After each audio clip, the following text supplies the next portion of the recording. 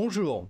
Alors, devinette, quel est le problème avec les gens qui manquent d'expérience? Bah, c'est tout simple, ils manquent d'expérience. Et donc, quand vous les mettez à une position des plus en vue, bah, ils sont capables de créer une vraie catastrophe sur les marchés financiers. C'est juste hallucinant, quoi. Alors, pour montrer à quel point c'est une nouvelle qui rassure pas trop à l'étranger, en fait, on va regarder pratiquement que des sources, enfin, beaucoup de sources étrangères dans cette vidéo. Voici, pour commencer, un site d'information belge qui s'appelle 7sur7.be. Et la France a un des pires déficits de son histoire, estime le nouveau ministre de l'économie. Donc ça a été dit aujourd'hui, le 24 septembre 2024. Voilà, c'est ce qui a été dit. On est le 24 septembre 2024. Notez bien cette date, ça va être important pour la page d'après. La page d'après, en fait, qu'est-ce que c'est? Je vous en ai déjà parlé, c'est le spread qui existe entre la dette française à 10 ans et la dette allemande à 10 ans. Ok? Donc regardez un peu ce qui se passe. Le 23 septembre, c'est-à-dire hier, lundi, en fait, le spread s'est écarté de la base qu'il avait commencé à construire ces derniers jours, on va dire. Hein. Donc ça veut dire quoi? Ça veut dire que déjà, dès hier, en fait, les marchés commençaient vraiment à s'inquiéter beaucoup.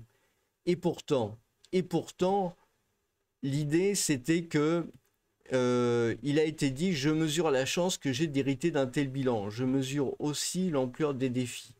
Donc vous voyez, la chance que j'ai d'hériter d'un tel bilan. Hein. Donc malgré la chance qu'il a eu d'hériter d'un tel bilan, en fait on voit que le spread, les marchés financiers ont été très clairs. Et ben eux ils sont pas super d'accord avec le bilan. Et eux ils pensent plutôt que c'est une vraie catastrophe. Donc le problème, c'est que un jour on dit c'est génial, et puis le lendemain on dit que c'est une catastrophe. Le problème, c'est que là, c'est pas n'importe qui parle au comptoir d'un au comptoir d'un bar après avoir bu un café. C'est juste un ministre de l'économie d'une des principales économies du monde qui dit qu'il a un des pires déficits de son histoire. Je veux dire, à la limite, c'est le genre de choses qui peut se régler sans faire des annonces à la cantonade, à la presse, dans les news internationales. Et on voit d'ailleurs très bien, hein, je veux dire, Reuters, c'est pas des rigolos, c'est quand même, voilà, c'est des gens qui mainstream en plus, qui renseignent le monde de la finance. Et il y a bien marqué là très clairement Franz Young Finance Minister, donc ça veut dire le jeune ministre français. Vous voyez, c'est pas, ils disent pas le ministre français de l'économie, ils mettent l'accent sur le fait qu'il soit jeune. Donc quelque part, on sent bien que pour eux, c'est quelque chose d'important. Hein, ils précisent pas économie, finance, etc. Surtout, ils commencent déjà par jeune. Hein. Ils ont l'air assez surpris quand même de cette problématique. Bon, si on regarde, je sais pas, j'ai trouvé un tweet sur Twitter. Hein. Donc effectivement, 33 ans, énarque. Hein, c'est vrai que ça a tellement bien marché ces 50 dernières années avec des gens sortis de cette école. Il a, dans sa courte carrière professionnelle, travaillé à la gestion de la crise Covid. On est rassuré. Oh bah oui, effectivement, on est rassuré. On va traduire. Donc, qu'est-ce qu'ils ont dit, Reuters? Ils ont dit acknowledge scale of job as market threat. Donc, qu'est-ce que ça veut dire? Parce que bon, faut quand même traduire un peu. Il reconnaît l'ampleur du travail alors que les marchés s'inquiètent. Bah oui, la bonne blague, les marchés s'inquiètent. On voit que euh, suite à la désignation finalement, et puis à tout ce qui a été raconté, je pense qu'on voit le spread qui commence à faire un bond vers le haut. Évidemment, les marchés, ils s'inquiètent, la bonne blague. Donc là, pareil, hein, là c'est alors Reuters c'est international, Suisse Info, voilà, France, voilà, bah, là c'est pareil, hein, donc la Suisse a repris en fait le même genre de choses Et puis US News, pareil. Donc finalement, le fait de raconter ça, hein, de dire à tout le monde comme ça, de faire une grande annonce, de dire voilà, après avoir dit que finalement la chance d'hériter d'un tel bilan, donc considère que c'est bien, bah non, finalement, c'est pas bien, c'est un des pires déficits de l'histoire. Le gros problème qui se pose dans cette situation-là, si vous voulez, c'est un peu comme Robespierre qui n'avait pas voulu dire qui est jugé coupable, et ça a provoqué une vraie catastrophe. Si vous voulez, à partir du moment où vous dites des choses qui vont faire peur au marché financier, il faut donner des chiffres. Il ne faut pas dire comme ça, c'est pire déficit de l'histoire sans dire un chiffre. C'est combien? Actuellement, on en est à 3 000 milliards d'euros. Donc 3 000 milliards d'euros. Et son histoire, c'est quoi? C'est 33 ans, hein, l'histoire? Ou c'est 200 ans? Ou c'est 500 ans? Ou c'est 1000 ans? Mais qu'est-ce que ça veut dire? Un des pires déficits de son histoire. Vous voyez, ça veut franchement tout et rien dire. Les marchés, ce qu'ils veulent, c'est de la quantification. Il a découvert un déficit bien plus grand. On a caché des choses en français. C'est pas 1000 milliards qu'ils ont rajouté, les Mozart de la finance, c'est 2000 milliards, 3000 milliards. Il fait partie de ce parti-là en plus. Donc qu'est-ce que c'est que cette histoire? Pourquoi il n'y a pas des chiffres? Je veux dire, ça veut rien dire les pires déficits de l'histoire. Si vous regardez sur le site qui s'appelle Trading Economics, hein, vous voyez que les OAT sont au plus haut de 3 semaines, et ça réfléchit, ça montre en fait l'inquiétude croissante euh, sur la dette du pays, en fait, hein, sur le déficit du budget, et le spread, la différence entre le taux d'emprunt français à 10 ans et le taux d'emprunt allemand à 10 ans a atteint son point le plus haut en 7 semaines. Et la première fois depuis la crise financière des subprimes 2008, et la France est au même niveau que l'Espagne. Ce qui souligne, comment dire, la prime de risque pour détenir de la dette française. Donc on est vraiment dans une situation extrêmement mauvaise, quoi. Donc faire des déclarations comme ça à la cantonade, mais c'est juste hallucinant de... J'ose même pas qualifier ça, quoi. C'est pas possible. C'est pas possible.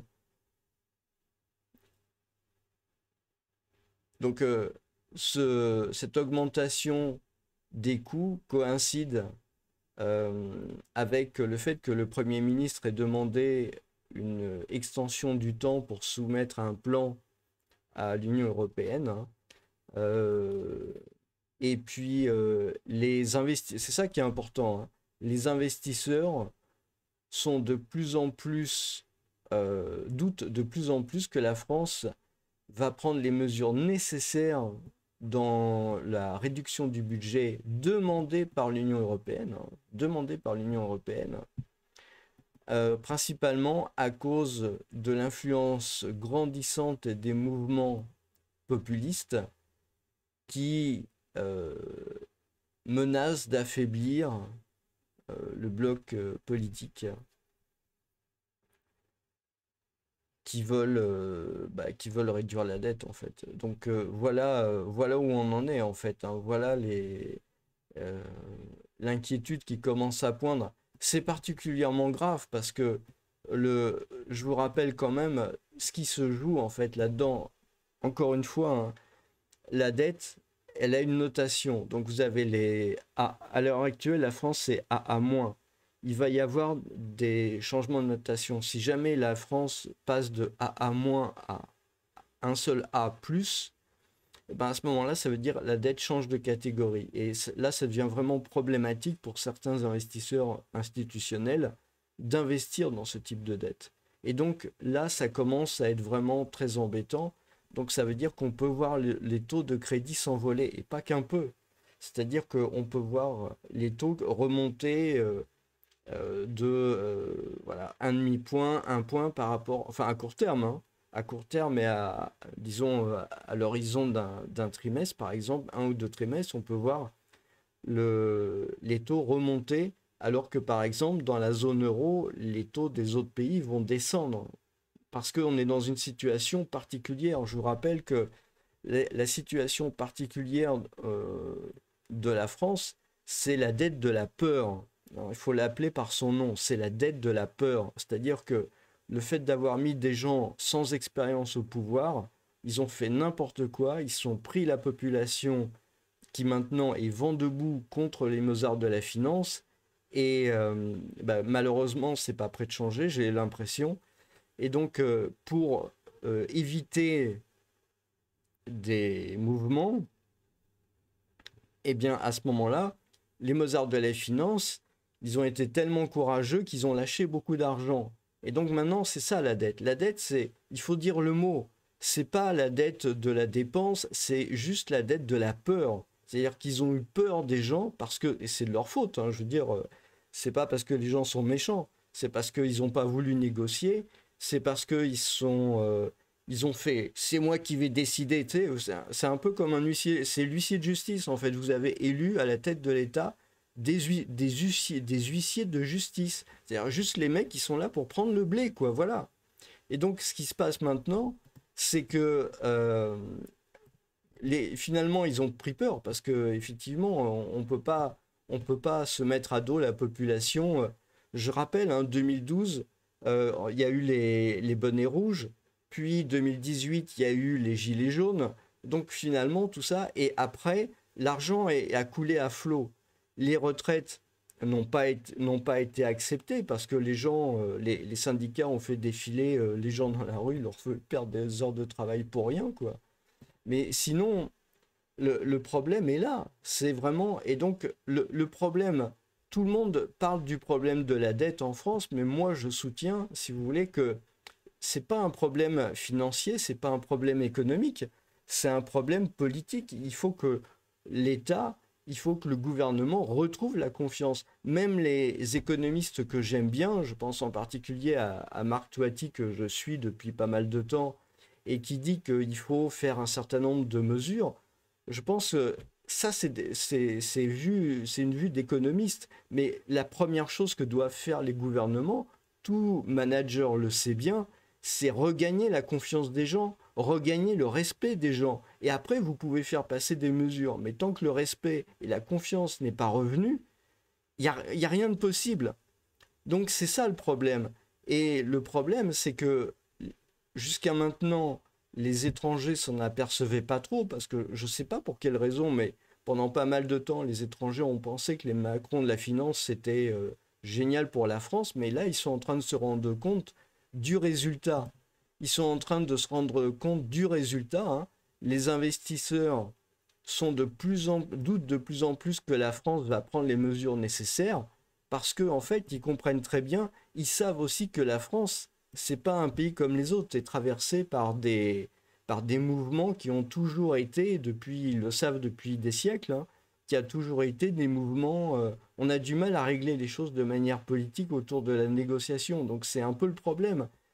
Et le truc le plus important à bien comprendre, c'est que les étrangers vont prendre conscience que, et les Français aussi, c'est ça qui est grave, que la dette, elle est assise, en fait, la dette, elle est assise sur le collatéral qui est l'épargne et le patrimoine des Français. C'est ça le problème, si vous voulez.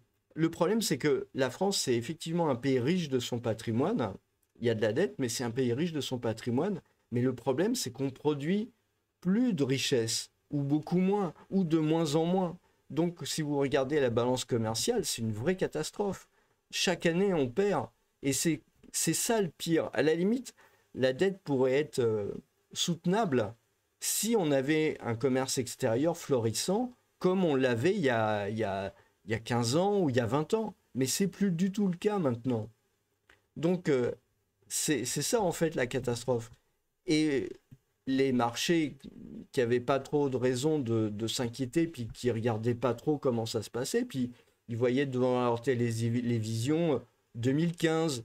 Non, c'était pas. Pardon, c'est 2005. C'était de Villepin et Chirac qui avaient embrasé les banlieues. Il y avait aussi, il y a eu tous les bonnets rouges, gilets jaunes et tout ça. Donc les investisseurs sont un peu habitués à voir que la France, elle est un peu turbulente. Moi, j'ai vu des vidéos sur YouTube amusantes, hein, pour rire, pour se moquer gentiment des Français, où il y avait une Française qui va voir un Allemand et elle se ramène avec tout son attirail de manifestation. Non, mais c'est drôle, quoi. Mais bon, c'est pour vous dire un peu la vision, parce que c'est vrai que c'est cette vision-là que les étrangers ont des Français. Mais ils pensaient que, bon an, mal an, ça le faisait. Maintenant, ils sont en train de se rendre compte que la musique, elle est en train de changer. Donc, ils sont en train de se rendre compte que peut-être les Français, bah, finalement, ils vont pas se laisser tondre ou traire selon, selon les habitudes. Donc, c'est un moment qui est particulièrement délicat. La première chose que doit faire le gouvernement, comme tout bon manager, rétablir la confiance, rétablir le respect, avant toute autre considération. Voilà. Et je ne parle pas d'un respect par la peur, je parle d'un respect par l'adhésion. Bien entendu, c'est possible. La bonne blague. Bien entendu, c'est possible. Le problème, c'est que ça se fait avec des gens qui sont expérimentés, ça se fait avec des vieux, parce qu'il n'y a que les vieux qui ont l'expérience et qui savent comment on amène un pays à la confiance et au respect. Malheureusement, voilà où on en est. Et au lieu de ça, qu'est-ce qu'on a? On a des gens qui font des déclarations à l'emporte-pièce, qui vont affoler les marchés, parce que c'est ça en fait le gros risque, hein. C'est vraiment c'est pas juste des paroles en l'air comme ça qui s'échapperont, c'est que ça va affoler les marchés. Et le jour où les marchés vont prendre conscience qu'il y a vraiment un réel gros et grave politique en France et que finalement il y a des gens qui n'ont aucune expérience, qui sont aux commandes et qui font n'importe quoi et que ça continue comme ça depuis maintenant 12 ans et que c'est encore parti pour durer encore 3 ans, là les marchés vont vraiment prendre peur. Les agences de notation vont s'y mettre, elles vont trouver que finalement elles peuvent quand même pas escroquer les gens tout le temps, et donc elles vont devoir nécessairement prendre des mesures, baisser les notes, et il y aura des conséquences. Les conséquences, c'est que les taux d'intérêt, eh ben, ils vont monter. Regardez ce qui s'est passé en Grèce. On n'en est pas dans le cas de la Grèce. C'est pas vrai de dire ça. On peut pas dire ça parce que il y a un patrimoine qui est important en France. Il y a un patrimoine mobilier qui est important et il y a un patrimoine immobilier qui est important et il y a de l'argent. Voilà, il y a des actions, il y a tout ce qu'il faut, voilà, pour éventuellement renflouer l'État.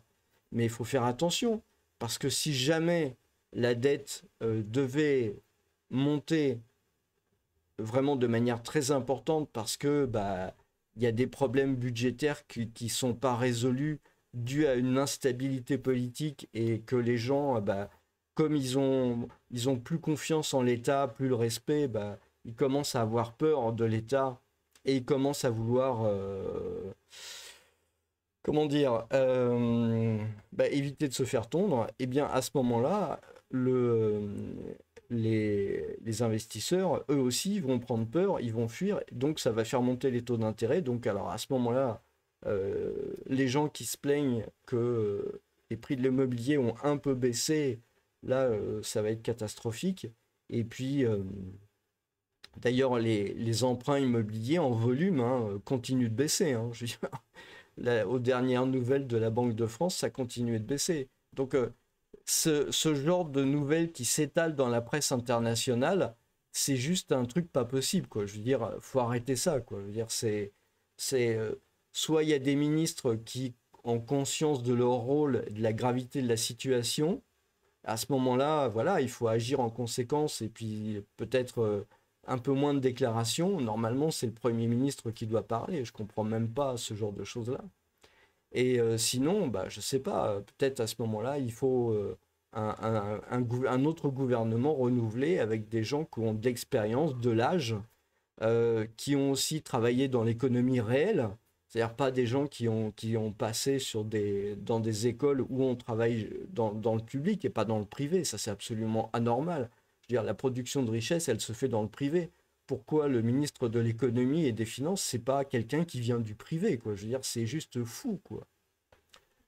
Et on a des déclarations comme ça, mais tous ces gens-là se succèdent au gouvernement, mais ils payent pas de leur poche les résultats de leur déclaration et aussi des dettes qu'ils ont contractées pour la France. C'est ça qui est grave. Ces gens-là, ils payent pas de leur poche le résultat de ce qui se passe.